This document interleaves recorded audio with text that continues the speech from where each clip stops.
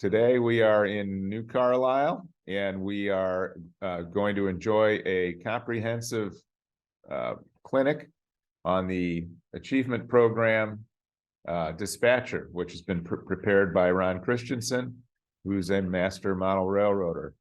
So thank you, Ron. And here is Ron, ready to go. And you guys can't see it, but I've got a little lower third there with his name on it and everything. It's real fancy. So Ron, take it away. I'll be back and forth between the PowerPoint, and then I got to make sure I know how to do that too. All right, so take it away, Ron. Well, okay. First of all, there's not too many here, but those of you that I can see up on the screen and those that are behind me, please ask any questions as we go along. Just stop the program and we'll talk about things. That's the way I like to do any presentations I do. And although this is really about the AP program, I kind of like to stress that if you have a layout that you are running on and would like someday to have other people come and operate on, I think you'll find that this is a good program the NMRA has put out that will help you start up your operations. So I'd like to put a lot of focus on the fact that you may not want to do the AP program, but that this could help you get your own layout up and operating with a group of people. So with that, we'll go to the next slide, and this slide is directly out of the NMRA program. It's copied direct. You should take a look at their website, and you'll see all of this. The very first thing you'll have is to fill out a form, the A form, which takes care of your time that you've operated on other layouts. You can also do it on your own, but you got to have somebody then that signs off that you have done these different things. And of course, you need to do a minimum of 3 out of the 5 categories, and we'll talk a little bit about each one of the categories. So, go ahead. So the first category is engineer, and you have your mainline passenger or your main and your way freight, which could be freight or passenger. And I showed a picture of what I have for a mainline train leaving, that Northwestern train leaving. And over on the right would be a small way freight train with a load of large transformer. That didn't fit under the bridge. What I didn't put on here was the passenger stuff, but because most of us aren't into passengers anymore, we kind of moved away from that. So this will be the easiest one for you to document. Almost everybody likes to be an engineer, and so we'll get to the form in a few minutes to go talk about how the form is.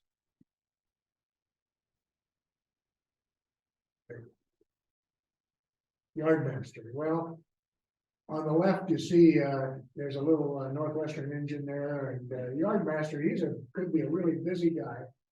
He's going to give you orders for the next train out. He's going to tell you how it's supposed to be built. He's going to tell you what caboose and things to use, and he'll call the engineer, and of course he'll check with the hostler and make sure that the locomotive is ready to go. You get all your car cards and your train cards ready, and he's ready to go. Now on the right, you do see the passenger trains ready to go, a couple of Milwaukee trains. And the hostler, of course, he would be the man who takes care of your engines. He'd make sure the engines were fueled and sand taken on if they're in the diesel era. If you're in the steam era, well, of course, there's the coal and the water and the sand. Most of us, we still have the facilities to go by, and we can pretend we're doing it. But one of the things we should be doing is making sure the wheels have been cleaned. Some of us have, devices where we can actually run the locomotive up on and clean the wheels, and we should do that.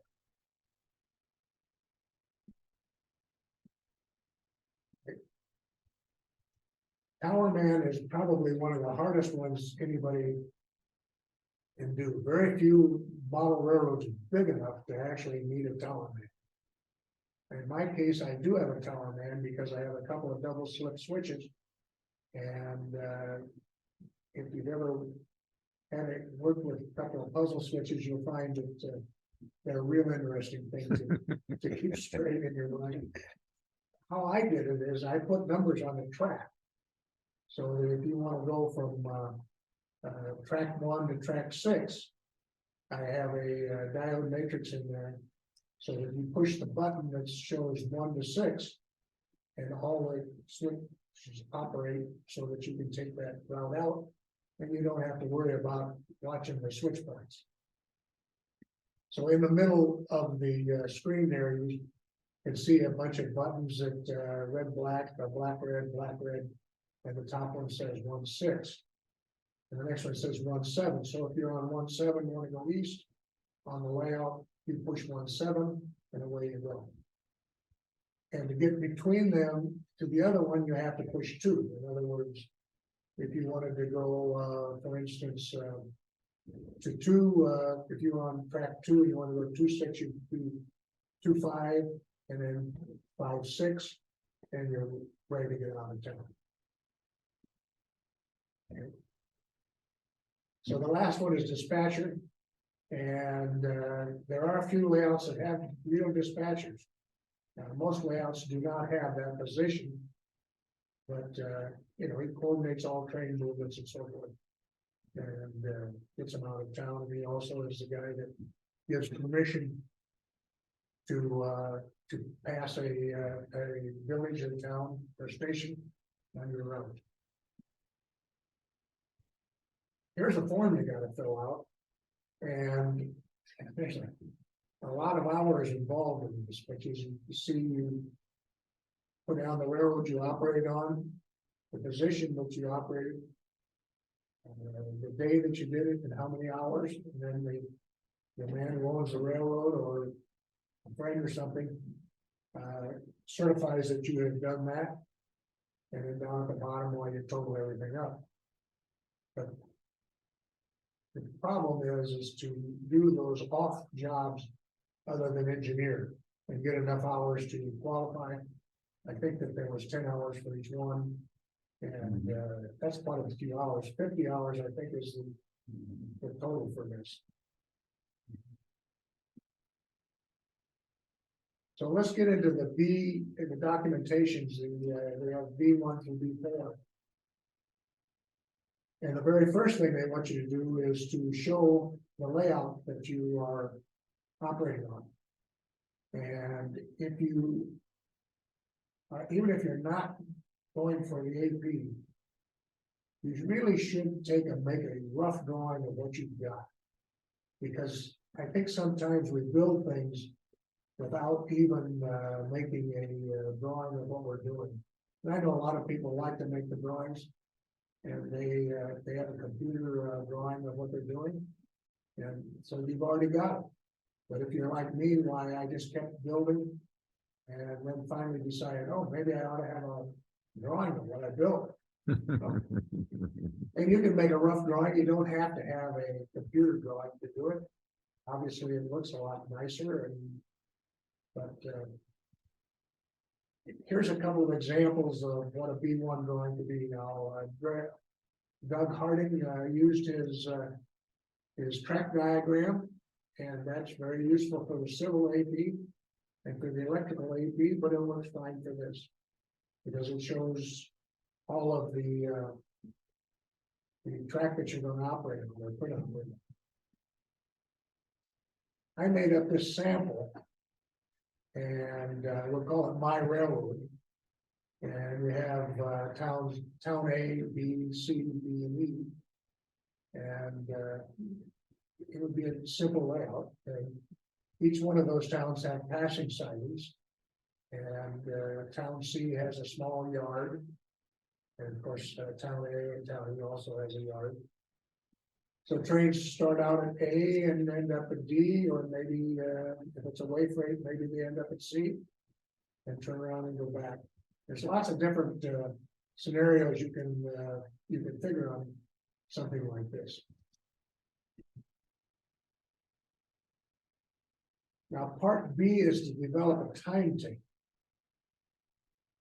And we'll do the skeleton of the timetable, but we really can't fill it in until we have the complete B4 done. So let's just look at what a real timetable would look like. This is out of the Northwestern timetable. Most of the timetables that you buy and look at are actually geared toward the passenger end of things. So on that, if we look at table number 42, we actually see back in the day when this was going on, there's actually 4 passenger trains to each direction. And I want you to notice that on the left-hand side, if you read down, that those are odd number passenger trains. And when you read up, they're even numbered passenger trains, and almost all railroad timetables do it this way.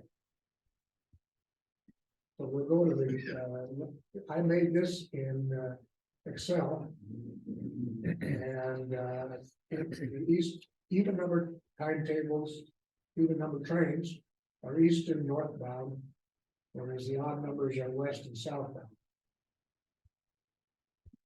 And I put in red, the numbers are really important, and what you ought to think about.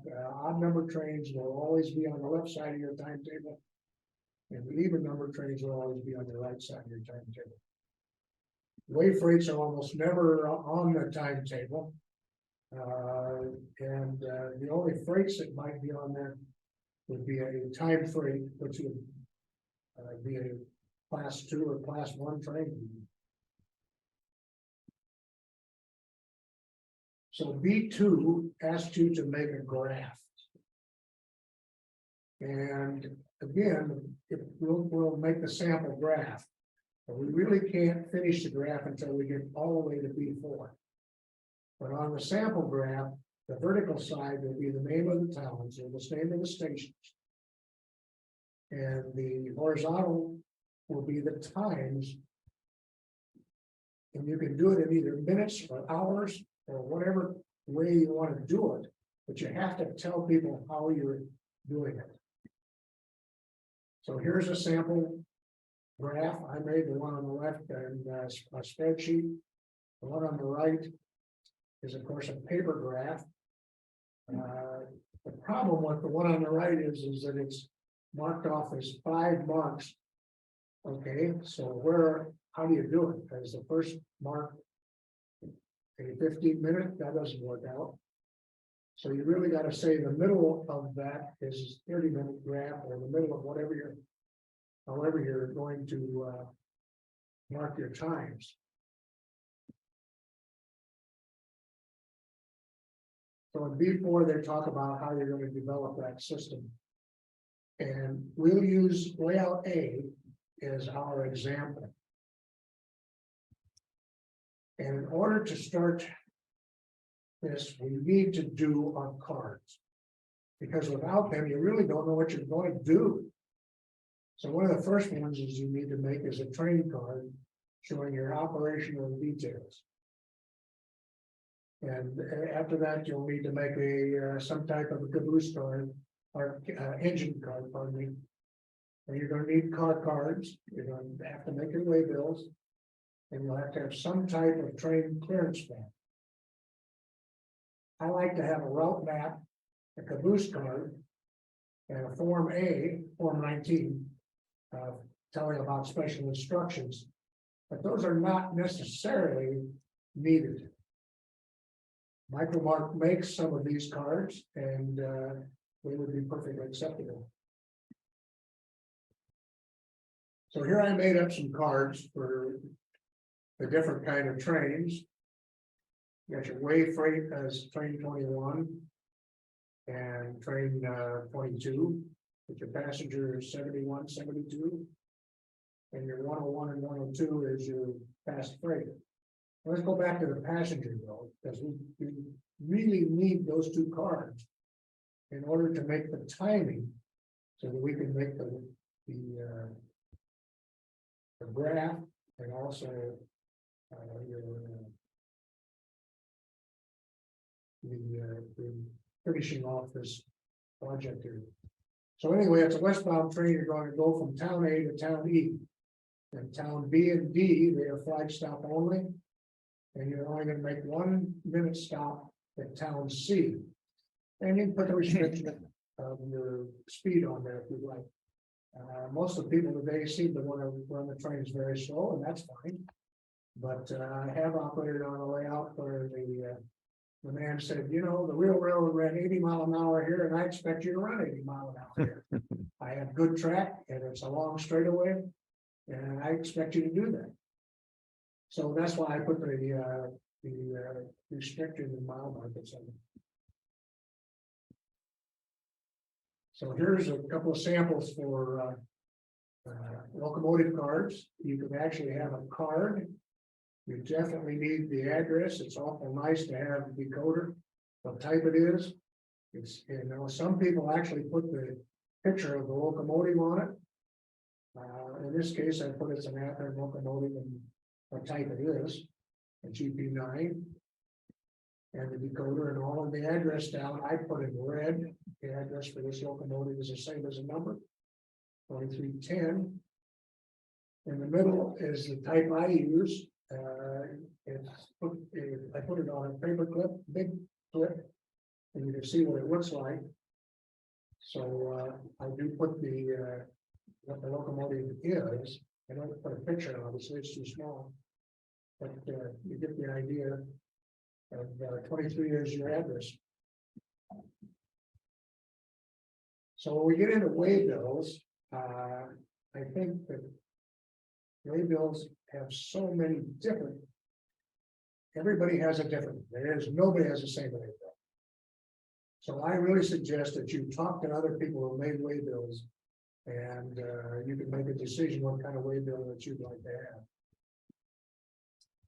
And I brought up a couple of prototype waybills, and you'll notice on the very top left in both of these waybills, it indicates the car. So they don't have car cards on waybills. The car that's going to be used is on the waybill. And it tells you where the car is picked up at, where the car is going.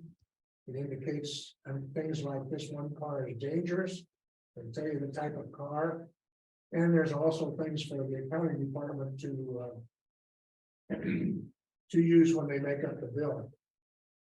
So if you're seeing this, and you will probably be seeing this on YouTube, you can stop here and really analyze the real waybills. And waybills, by the way, can be found if you Google them up on the internet. You can find sample waybills, which will be beneficial to you. So here's my waybill. I want them really simple. So you see on the left is my car card. It's in a plastic sleeve. And on the right, I have slipped the waybill in under that particular car. So when the waybill is pulled, then the card shows it's empty, and you'll have some kind of rule on the railroad to tell you what to do with an empty car. I use a clear plastic sheet, but the waybill slips in on the left or the right hand side. This is the Micromark card. John HANSKE uses these. You can see if it's turned for number 1, you can see what he's doing there. The top one is the company that it's going to. It's a bakery. You can see the address of where it's going to go and how to route it. And it tells you what is in the car. That's knowing what's in the car determines when you put the waybill in the car card. You know, you're not going to put grain in it. You're probably not going to put grain in a tank.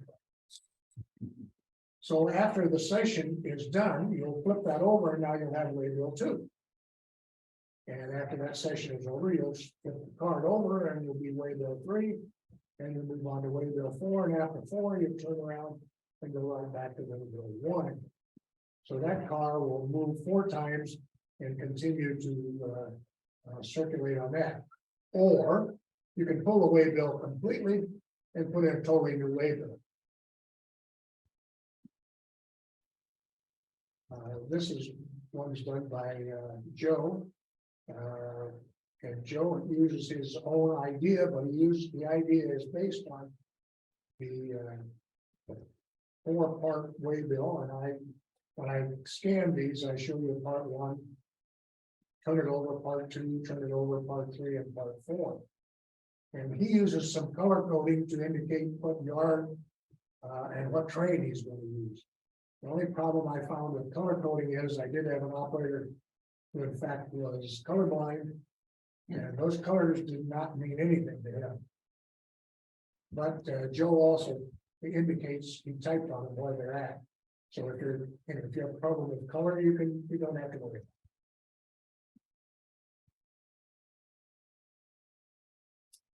So this is a sample of a card of Chuck Hart's, which is an N-gauge card, N-gauge railroad, and he used the same plastic sleeve that I do. I got my sleeves from him. He was generous enough to donate them to me. And you can see what happens with the waybill out of there. It shows the empty card. It shows, in this case, it shows exactly where they're routed, and it shows a return route. And then he slips in his green waybill, and in this case, it's a 1-part waybill.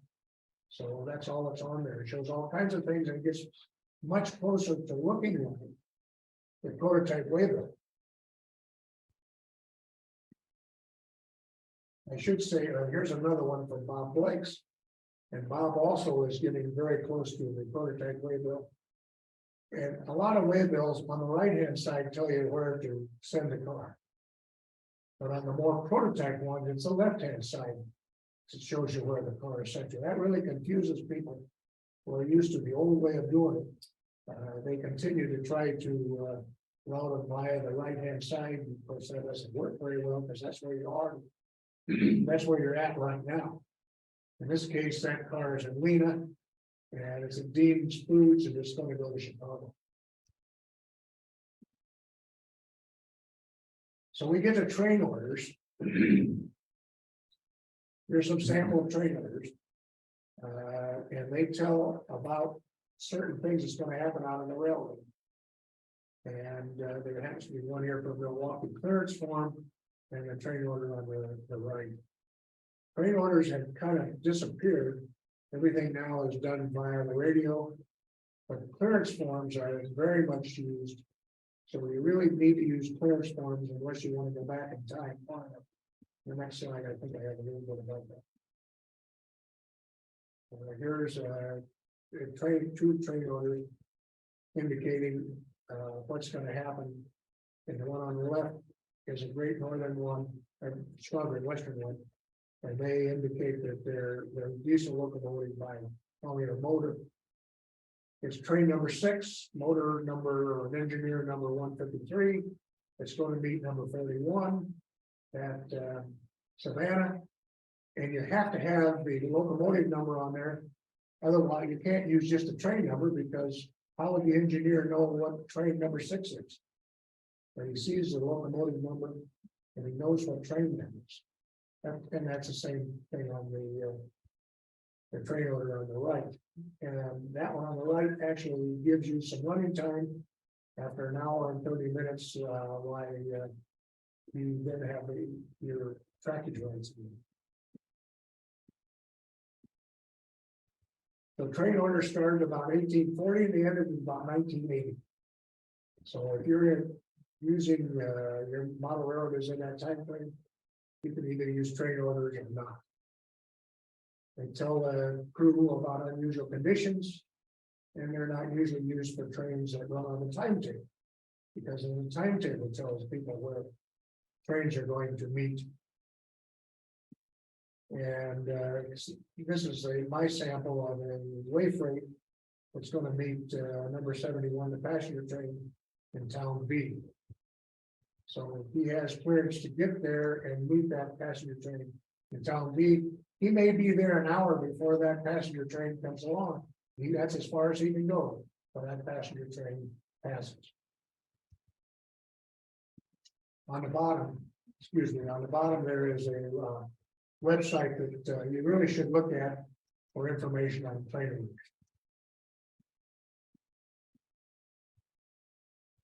So here's a couple of clearance forms. On the left is one I made. On the right is one Michael and Mark. They have a form that you can use. And up at the top, I've indicated a good website to understand how clearance forms works.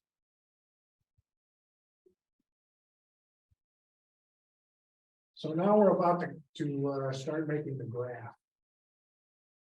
So the best way to do it is to time a train. So let's start a train out at town A. And we will time it to town E. Remember that we have to stop at town C for a full minute before we can continue on. So we'll record the times as we move along the railroad. And we have to determine how we're going to do it. I suspect that most railroads are going to be too small to do it in hours. We're going to have to probably do it in minutes. So we also want to time that train from town E to town A. In our case, we're going to say it's the same time. So here we go. I show you the train card. In our case, going from town A to town C takes 1 minute. And we're going to stop in town C for 1 minute. And then it takes 1 minute to go from town C to town E. And we'll consider that as even with the flag stop, we still get there in 1 minute. So on the graph, in my case, let's go back on this a minute.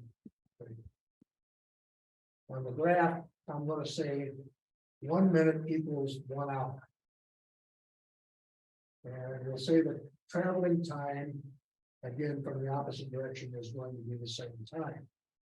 Remember, when you go for your AP, you have to show 2 trains meeting. So we'll use it, the passenger trains will meet in town C, and that's where they're going to pass. So now that we have these minutes, we'll move to the graph. And we show that our train 71 is going to start at 5:15 in the morning. And it's going to take a full minute to get to town C. So we will consider that an hour. Now we're going to stay in town C a minute, so that would be another hour. But it stays in. In the meantime, train 2072 starts up, and it meets us in town C on the passing train. Now train 71 will leave first, and then train 72. But remember, west end trains of the layout is always the bottom of the graph. And the even number trains leave from the lower part of the graph. When I first did this about a month ago, I had got it confused in my mind, and that's why I put that red note on there, so that we'll always remember that even number trains start at the bottom of the graph and move up, because we need to record the times in our timetable. And I did show that time freight. I did not show the way freight, but I do show that the time freight is going to pass the passenger train on a passing train in town D, and he will do that via the timetable. But he can move on. And here I graphed it out on a graph paper. And I use because that's a 5.1, I call that the 30-minute one. So that's, and I wrote on there the actual time. So it starts at actually 5:15, And it ends down, that train 71 ends up at 8:15 in the morning down in Town E. So knowing now the different times from the graph, we can easily fill in our timetable. So you can see that I followed the 71, I followed the time all the way down to its end, and they normally don't put AM and PM on there on each one of the times. I did just as for my own convenience. I also showed that the time freight starts out at 8:45 and it leaves Town C at 11:30. And remember, not time on timetables is when the train leaves, not when the train arrives. Because a train can arrive at any time, but can't leave until the timetable says it can leave. So our passenger train might have got in much sooner than 5:45, but it can't leave before 7:15. So now we're at part C, the final documentation of all of this. And the first form you got to fill out is this one here. You're going to put your name in. And of course, you're going to sign it, the date of the paperwork. And down below, you'll see this is the region has this, and the national has the final. The national, of course, will have to, this way you get your AP. And you have the other form here, of course, with your name, your NMRA number, and when your membership expires. And then you have to put in, it'll be different, this goes back to that very first form that you filled out. And you put in the number of hours that you worked at. And the note is this, it asks you to say, when did you start and when did you end? And of course, you have to come up with time as post. Let's say you started in May, you ended up in December, you put that down May 22 to December 22. And you do that for each one of the categories. Let's say you did not do one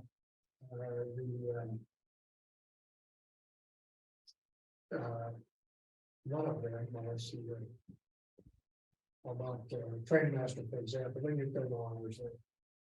So at the bottom, you have to have your witnesses fill this finally out, fill it out completely.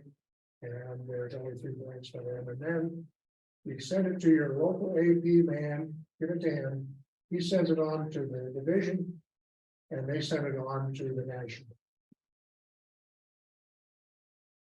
And here's the final one. I suggest that you look at the NMI Edu Train. They have a lot of good information on there.